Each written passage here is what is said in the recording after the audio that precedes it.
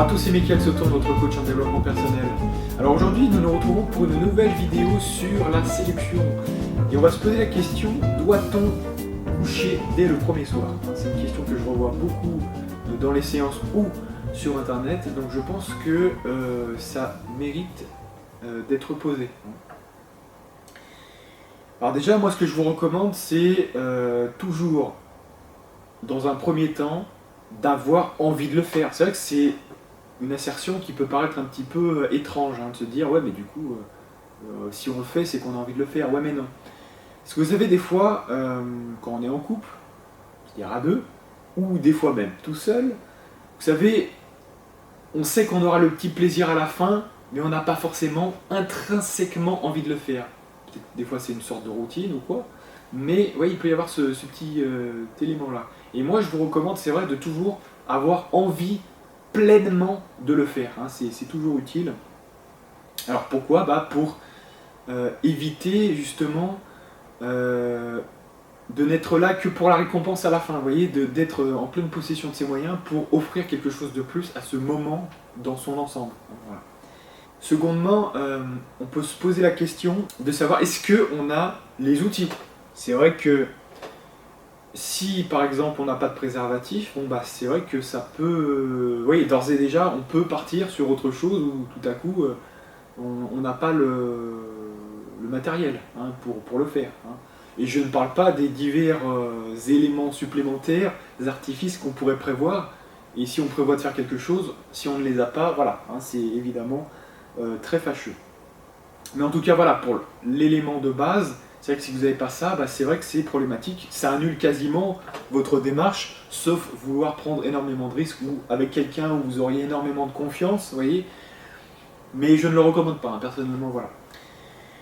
Il peut toujours y avoir un risque, voilà. Donc, soyez quand même vigilants. Mais tout ça pour dire que, voilà, une fois qu'on a passé ces deux éléments-là, un petit peu en termes de... Est-ce que vous avez envie de le faire? Est-ce que vous pouvez le faire finalement, ces deux éléments-là? On arrive à la situation où vous êtes donc à deux. Vous avez senti qu'il y avait une alchimie au premier rendez-vous, même une petite tension sexuelle qui justement aiguise vos envies et vous fait poser cette question. On est bien d'accord, on est dans cette situation-là. Et on se pose la question, doit-on coucher le premier soir? Alors déjà, moi je distinguerais deux choses. Première chose, quelle est votre optique? C'est-à-dire, est-ce que vous voulez que ce soit juste le coup d'un soir, ou bien est-ce que ça va aller un petit peu plus loin que ça? Alors évidemment, on peut se dire, ouais, mais pourquoi dans les deux cas on n'applique pas la même chose? Eh bien tout simplement parce que si vous êtes dans l'optique que ça dure un petit peu plus longtemps, il faut se méfier parce que il y a pas mal de personnes qui ont pris, voilà, genre on est adulte, maintenant on n'est plus des gamins, entre guillemets, et on peut coucher dès le premier soir et ça poserait aucun souci. Alors moi, je vous recommande de faire attention. Parce que vous savez que les choses dans la nature sont bien faites, et le désir, c'est quelque chose d'assez particulier. C'est-à-dire qu'en fait, vous avez une forme de courbe, quelque part. C'est-à-dire qu'en fait, on pourrait appeler les préliminaires, même quand vous allez dîner par exemple, ou aller boire un café, il y a cette espèce de courbe ascensionnelle. Et ce moment-là, idéalement, si vous voulez construire quelque chose avec quelqu'un, il faudrait que ça soit utilisé pour découvrir l'autre, mais de manière ultra sincère, vous voyez, vraiment. Alors ça n'empêche pas d'avoir des idées en tête, voilà, de vouloir coucher avec la personne parce que on la ressent vraiment bien. Ça n'empêche pas ça, mais là on parle vraiment, si vous voulez, si vous êtes dans cette optique-là, évidemment, de quelqu'un avec qui vous allez passer au moins un bout de chemin ensemble, vous voyez, dans votre vie. Donc, vous allez être amené, si vous voulez, à être à ses côtés, évoluer à ses côtés. Donc, la moindre des choses, quand même, c'est vrai de prendre ce temps-là et de l'utiliser quand même pour comprendre l'autre, c'est bien quand même, c'est très utile même, c'est même, je dirais même que c'est indispensable si on est sur cette optique-là. Parce que sinon, qu'est-ce qui va se passer? Bon, vous faites un petit rendez-vous, il y a quasiment que des aspects de séduction, ce qui peut être très fort déjà, Mais voilà, après vous allez consommer un petit peu tout ça. Et puis le problème c'est que si vous n'avez pas, si les deux d'ailleurs n'ont pas la maturité pour s'extraire un petit peu de tout ça très rapidement, bah, ça va se transformer en coup d'un soir. Vous voyez, il n'y aura pas la maturité nécessaire pour finalement réembrayer derrière. Et c'est pour ça que moi, je vais vous dire quelque chose de très important. Il ne faut jamais négliger la magie de la construction d'un couple. Vous voyez ce que je veux dire? C'est-à-dire qu'en fait, cette magie-là, elle passe par des petites choses qu'on appelle magie, c'est-à-dire qui ne sont pas quantifiables. Vous voyez, c'est pas forcément un discours particulier, mais c'est des petites attentions qui construisent, qui font une sorte de build-up, comme on dit en anglais, donc une sorte de construction progressive, qui fait que ça va marcher, et ça construit une histoire. Vous voyez, et si vous voulez être avec la personne à la fin, c'est ça que vous devez viser, c'est-à-dire la construction de cette histoire. Parce que sinon, ce qui va se passer, c'est qu'une fois que vous aurez consommé la chose, bah, finalement, vous savez très bien que après c'est une courbe un peu descendante, puisque une fois qu'on l'a fait, la libido se réduit un peu, vous voyez, que ce soit juste un petit peu après, etc. Et après, on peut revenir un petit peu à la raison et se dire, bah, finalement, qu'est-ce que j'ai en commun avec cette personne? Que ce soit l'un ou l'autre. Il y a peut-être quelqu'un qui va essayer de s'accrocher, mais l'autre dira, mais tout ça c'est fake, vous voyez comme on dit en anglais, c'est faux, ça sent le faux, vous voyez. Et la personne aura raison. Le fait de coucher le premier soir, il ne faut pas mettre ça sur ce dos-là, vous voyez, parce que finalement, ce n'est que la conséquence, ce n'est que la conséquence d'avoir agi comme ça. Donc en fait, il faut un petit peu de résistance, je résume, c'est ça qu'il faut dire. C'est-à-dire qu'il faut un petit peu de résistance pour éviter de le faire le premier soir. Voilà.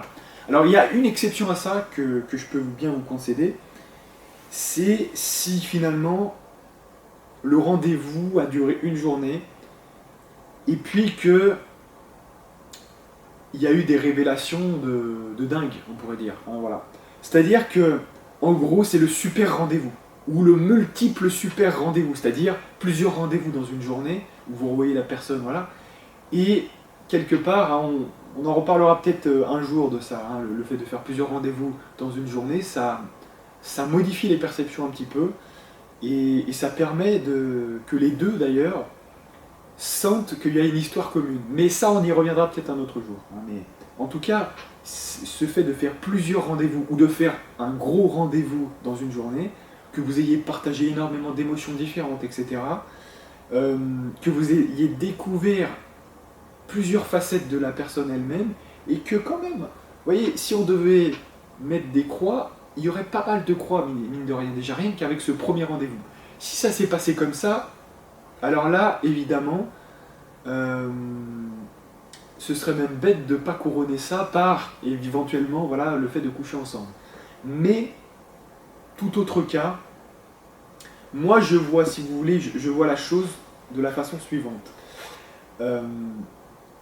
Coucher ensemble, si vous voulez faire un couple qui dure, ça doit arriver comme une sorte de cerise. Ça ne doit pas être le plat de résistance. Vous voyez ce que je veux dire, c'est-à-dire que vous avez eu un rendez-vous moyen, mais parce que vous avez utilisé des techniques de drague assez efficaces, ça marche, ça fonctionne, mais tout ça, ça fait fake, et vous couchez ensemble le soir, et finalement, après, il y a ce qu'on appelle le regret de l'acheteur. Je ne sais pas si vous connaissez cette expression. Vous avez consommé, mais finalement, tout ça se déballonne. Voilà. Donc, ce que j'ai envie de dire, en fait, précisément, c'est que il faut s'appliquer un petit peu. Vous voyez, à chaque fois que vous sortez avec quelqu'un de différent, il faut faire tabula rasa, comme on dit, table rase, et essayer dans la mesure du possible de respecter chaque instant et de voir vraiment où vous en êtes. Ça ne doit pas être un impératif. Alors évidemment, je m'adresse particulièrement aux femmes parce que c'est souvent elles qui sont dépositaires de la résistance finale, évidemment.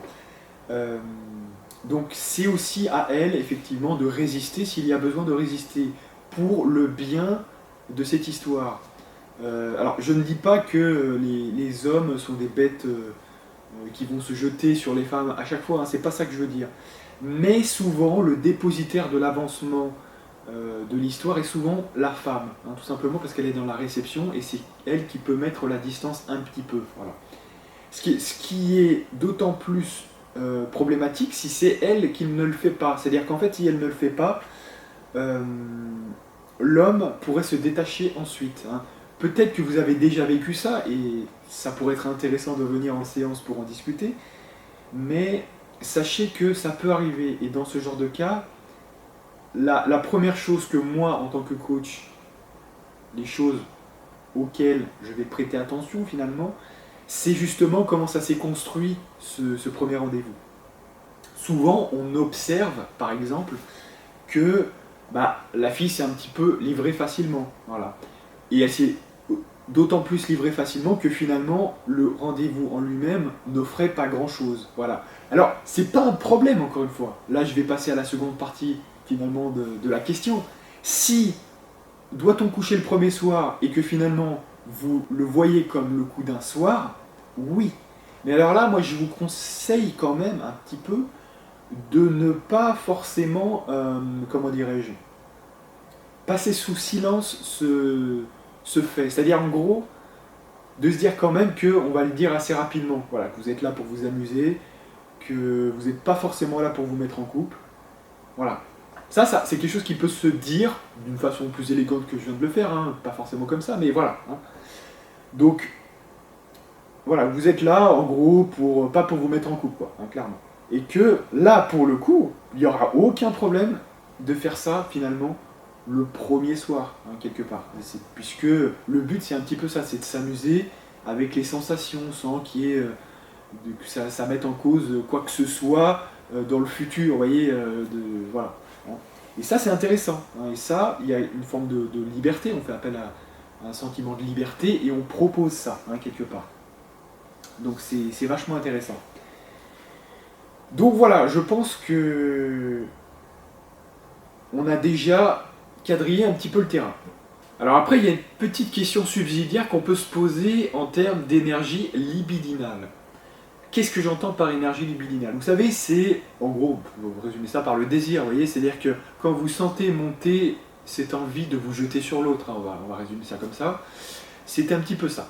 Et alors, la question c'est de se dire, ouais, mais est-ce qu'on ne doit pas écouter un peu son corps? C'est-à-dire que finalement, pas mal de fois, coach, tu nous dis que justement il faut s'écouter un petit peu. Alors là, pourquoi on ne s'écouterait pas? Alors, c'est une bonne question. Tout simplement parce que à partir du moment où l'humain met un petit peu de rationnel dans la façon de construire socialement et finalement personnellement un couple, eh bien il faut temporiser, vous voyez, un petit peu. C'est-à-dire qu'il faut un petit peu faire juste mesure parce que sinon, pour l'exercice demandé, j'ai envie de vous dire, eh bien, ce ne sera pas suffisant. Vous voyez, et l'exercice demandé, c'est par exemple le couple, hein, j'entends le couple, voilà. Une mesure sociale qu'on vous demande de faire, plus ou moins, qui apporte des avantages. Vous savez, c'est comme tout. Les constructions sociales, il y a des avantages et des défauts. Le défaut de ça, c'est qu'on ne peut pas tous se jeter sur tout le monde à tout instant. Voilà, c'est un fait, parce qu'on a évolué dans un certain sens.